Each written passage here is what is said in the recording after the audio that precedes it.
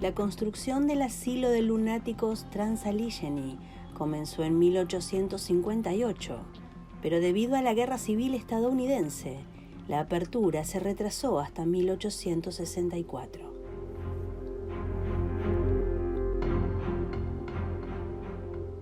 La primera persona que fue admitida en este manicomio fue una ama de llaves por violencia doméstica.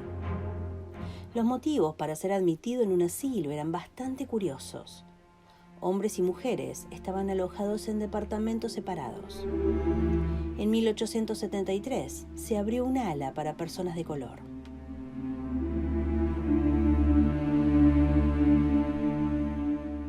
El arquitecto Richard Snowden Andrews construyó entre 1858 y 1881 un hermoso edificio en estilo neogótico y neo-Tudor con muchas ventanas. Se creía que la luz y el aire fresco eran la mejor cura para las enfermedades mentales. El asilo de lunáticos Trans-Allegheny está ubicado en un enorme terreno que incluye un bosque para hacer ejercicio y tomar aire fresco. Esto tenía mucho que ver con el método Kirkbride. Las características estructurales de los hospitales designados por el Dr. Thomas Story Kirkbride dependían de sus teorías sobre la curación de los enfermos mentales, en las que el entorno y la exposición a la luz natural y la circulación del aire eran cruciales.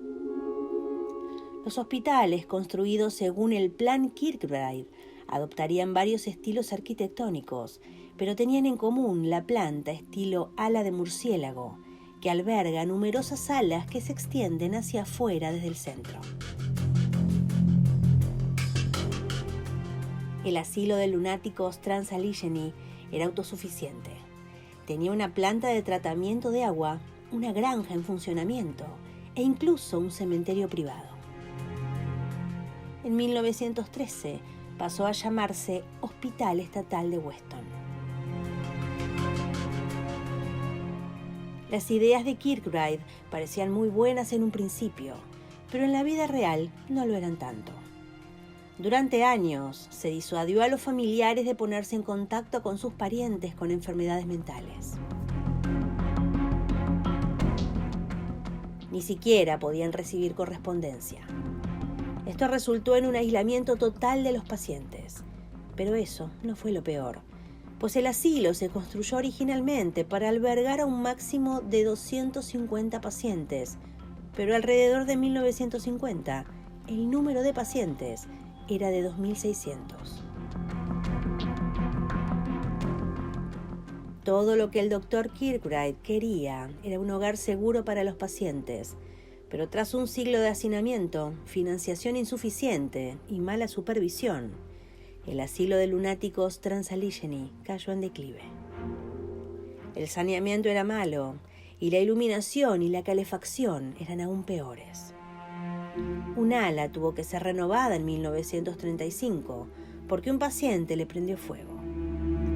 Este sector era razonablemente lujoso, pero el resto del edificio se encontraba en un muy mal estado.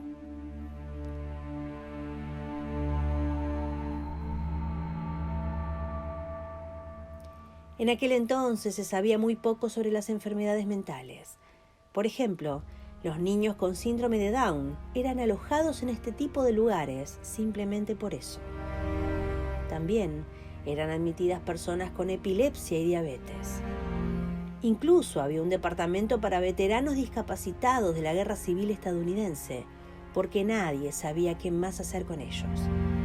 Y por supuesto, las personas con problemas relacionados con las drogas, la bebida y otros malos hábitos fueron encerradas en asilos como el Trans-Allegheny.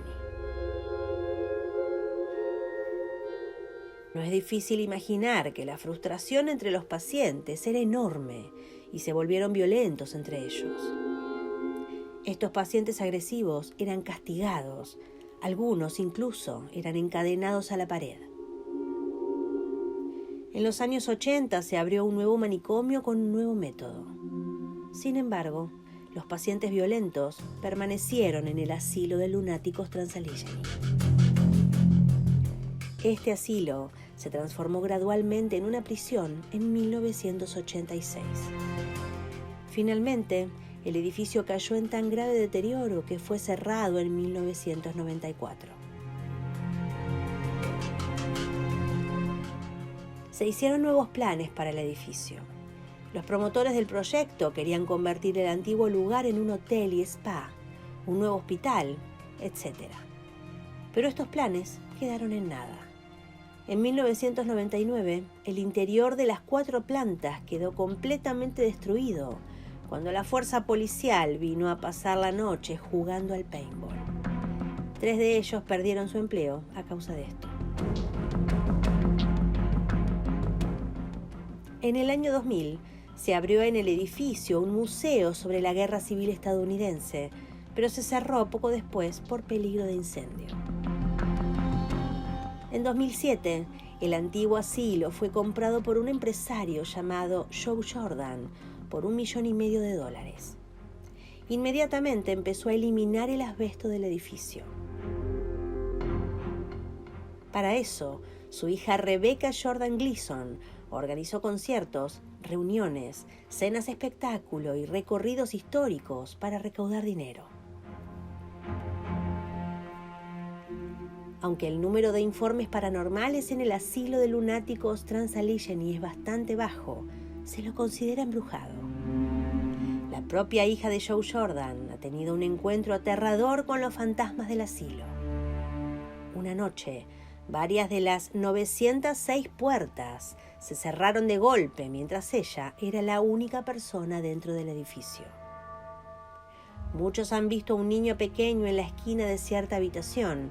Se escuchan ruidos extraños por todo el lugar y las personas a menudo sienten que están siendo observadas o que no están solas.